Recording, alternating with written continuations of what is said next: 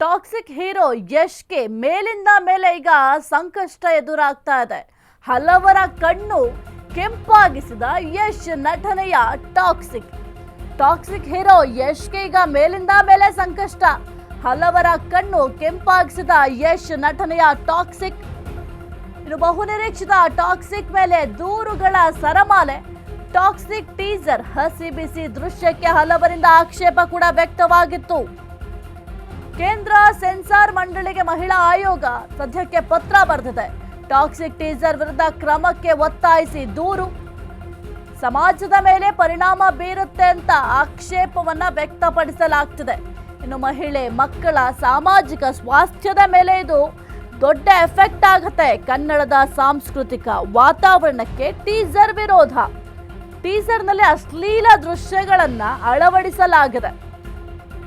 ಹಸಿ ಬಿಸಿ ದೃಶ್ಯಗಳಿಗೆ ಸೆನ್ಸಾರ್ ಅನುಮತಿ ನೀಡಿದ್ದು ಹೇಗೆ? ಟಾಕ್ಸಿಕ್ ಸಿನಿಮಾಗೆ ಯಾವ ಸರ್ಟಿಫಿಕೇಟ್ ಅನ್ನ ನೀಡಲಾಗಿದೆ? ವಿವಾದಿತ ಟೀಸರ್ನ ಜಾಲತಾಣದಲ್ಲಿ ತೆಗೆದುಹಾಕಬೇಕು. ಟಾಕ್ಸಿಕ್ ಹೀರೋ ಯಶ್ಗೆ ಮೇಲಿಂದ ಮೇಲೆ ಈಗ ಸಂಕಷ್ಟ ಎದುರಾಗಿದೆ. ಹಲವರ ಕಣ್ಣು ಕೆಂಪಾಗಿಸಿದ ಯಶ್ ನಟನೆಯ ಟಾಕ್ಸಿಕ್. ಬಹುನಿರೀಕ್ಷಿತ ಟಾಕ್ಸಿಕ್ ಮೇಲೆ ದೂರುಗಳ ಸರಮಾಲೆ. ಟಾಕ್ಸಿಕ್ ಟೀಸರ್ ಹಸಿ ಬಿಸಿ ದೃಶ್ಯಕ್ಕೆ ಹಲವರಿಂದ ಆಕ್ಷೇಪ ಕೂಡ ವ್ಯಕ್ತವಾಗಿತ್ತು. ಇನ್ನು ಕೇಂದ್ರ ಸೆನ್ಸಾರ್ ಮಂಡಳಿಗೆ ಮಹಿಳಾ ಆಯೋಗ ಪತ್ರವನ್ನು ಕೂಡ ಬರೆದಿದೆ. ಇನ್ನು ಟಾಕ್ಸಿಕ್ ಟೀಸರ್ ವಿರುದ್ಧ ಕ್ರಮಕ್ಕೆ ಒತ್ತಾಯಿಸಿ ದೂರು ಕೂಡ ದಾಖಲು ಮಾಡಲಾಗಿದೆ. ಸಮಾಜದ ಮೇಲೆ ಇದು ಎಫೆಕ್ಟ್ ಆಗುತ್ತೆ, ಬೇರೆ ರೀತಿಯ ಪರಿಣಾಮವನ್ನ ಬೀರುತ್ತೆ, ದುಷ್ಪರಿಣಾಮವನ್ನ ಬೀರುತ್ತೆ ಅಂತ ಸದ್ಯಕ್ಕೆ ದೂರನ್ನು ಕೂಡ ದಾಖಲು ಮಾಡಿದ್ದಾರೆ. ಇನ್ನು ಮಹಿಳೆ ಮಕ್ಕಳ ಸಾಮಾಜಿಕ ಸ್ವಾಸ್ಥ್ಯದ ಮೇಲೆ ಈ ಒಂದು ಟೀಸರ್ ನೋಡಿದ್ರೆ ದೊಡ್ಡ ಎಫೆಕ್ಟ್ ಆಗುತ್ತೆ ಅಂತ ಸದ್ಯಕ್ಕೆ ಈ ಒಂದು ಟೀಸರ್ ವಿರುದ್ಧವಾಗಿ ಕ್ರಮ ತೆಗೆದುಕೊಳ್ಳಲೇಬೇಕು ಅಂತ ಒತ್ತಾಯಿಸಿ ಮಹಿಳಾ ಆಯೋಗಕ್ಕೆ ಪತ್ರ ಕೂಡ ಸದ್ಯಕ್ಕೆ ಬರೆಯಲಾಗಿದೆ.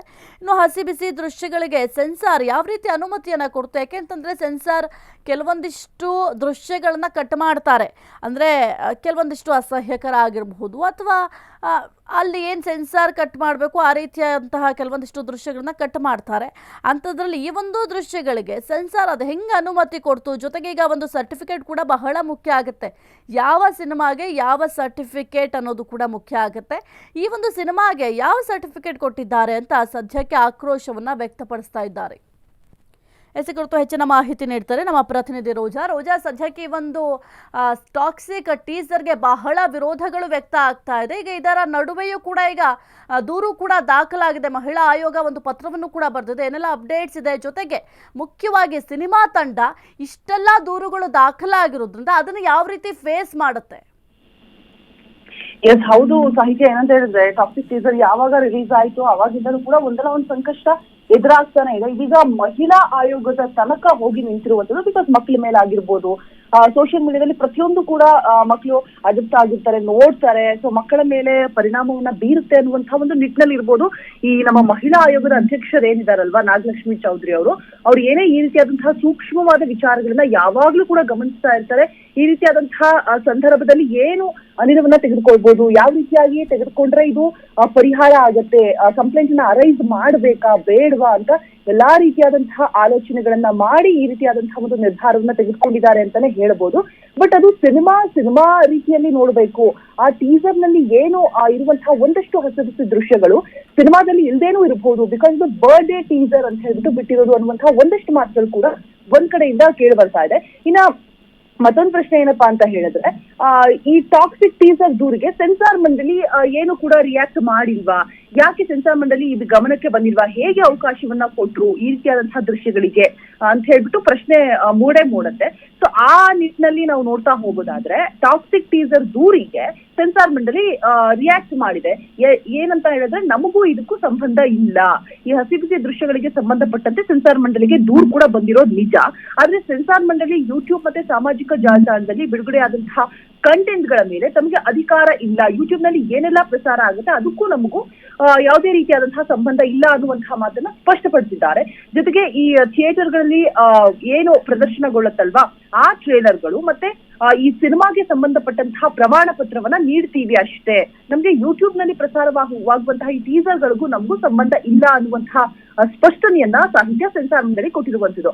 ಯಾಕಂತಂದ್ರೆ ಪ್ರಶ್ನೆ ಮಾಡ್ತಿದ್ದಾರೆ ಜನರು. ಅಂದ್ರೆ ಒಂದಷ್ಟು ನೆಗೆಟಿವ್ ಮೈಂಡ್ ಸೆಟ್ ಇರುವಂತಹ ಅಂದ್ರೆ ಟೀಸರ್ ಇಷ್ಟ ಆಗದೆ ಇರುವಂತರು, ಅಕ್ಕ ತಂಗಿ ಜೊತೆ ಕೂತ್ಕೊಂಡು ನೋಡೋಕ್ಕಾಗಲ್ಲ, ಫ್ಯಾಮಿಲಿ ಜೊತೆ ಕೂತ್ಕೊಂಡು ಈ ಟೀಸರ್ ನ ನೋಡೋಕ್ಕಾಗಲ್ಲ ಅಂತ ಹೇಳ್ಬಿಟ್ಟು ಯಾರೆಲ್ಲ ಅಭಿಪ್ರಾಯವನ್ನ ವ್ಯಕ್ತಪಡಿಸ್ತಾ ಇದ್ದಾರೆ. ಎಷ್ಟೋ ಸಿನಿಮಾಗಳಿಗೆ ಟೀಸರ್ ಟ್ರೇಲರ್ ರಿಲೀಸ್ ಆದ್ಮೇಲೆ, ಆಮೇಲೆ ಸಿನಿಮಾದಲ್ಲಿ ಒಂದಷ್ಟು ದೃಶ್ಯಗಳನ್ನ ನೋಡಿ ಆದ ನಂತರ, ಎಷ್ಟು ಸೆನ್ಸಾರ್ ಮಂಡಳಿ ಗಮನಕ್ಕೆ ಹೋದ ನಂತರ ಅದನ್ನೆಲ್ಲವನ್ನು ಕೂಡ ತೆಗೆದು ಹಾಕ್ಲಾಗಿದೆ, ಬ್ಯಾನ್ ಕೂಡ ಎಷ್ಟೋ ಮಾಡ್ಲಾಗಿದೆ. ಬಟ್ ಇಲ್ಲಿ ಯಾಕದು ಕಾಣಿಸ್ತಾ ಇಲ್ಲ ಅಂತ ಹೇಳ್ಬಿಟ್ಟು ಸೆನ್ಸಾರ್ ಮಂಡಳಿಗೆ ಪ್ರಶ್ನೆ ಮಾಡುವಂತಹ ಸಂದರ್ಭದಲ್ಲಿ ಉತ್ತರವನ್ನ ಕೊಟ್ಟಿರುವಂತದ್ದು. ಇನ್ನು ಸಾಕಷ್ಟು ಹೈಚಲನ್ನ ಸೃಷ್ಟಿ ಮಾಡಿದೆ ಈ ಒಂದು ಸಿನಿಮಾದ ಟೀಸರ್ ಅಂತಾನೆ ಹೇಳ್ಬೋದು ಸಾಹಿತ್ಯ. ನಾನಾ ರೀತಿಯಲ್ಲಿ ಪ್ರತಿಕ್ರಿಯೆಗಳು ವ್ಯಕ್ತ ಆಗ್ತಾ ಇದೆ. ಈ ಟೀಸರ್ ನಲ್ಲಿ ಇದ್ದಂತಹ ಒಂದಷ್ಟು ಬೋಲ್ಡ್ ದೃಶ್ಯಗಳು, ಕೆಲವು ಬೋಲ್ಡ್ ದೃಶ್ಯಗಳನ್ನ ನೋಡುವಂತಹ ಸಂದರ್ಭದಲ್ಲಿ ಅಪಸ್ವರ ಕೂಡ ತೆಗಿತಾ ಇದ್ದಾರೆ.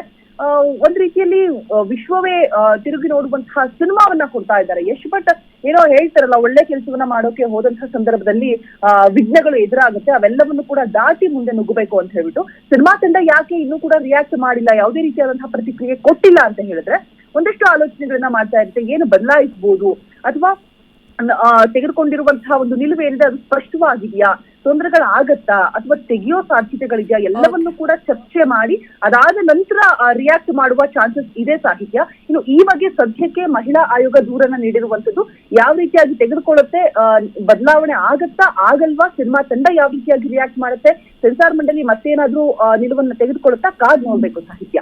ಓಕೆ, ಥ್ಯಾಂಕ್ ಯು ರೋಜಾ ನಿಮ್ಮೆಲ್ಲ ಮಾಹಿತಿಗಾಗಿ.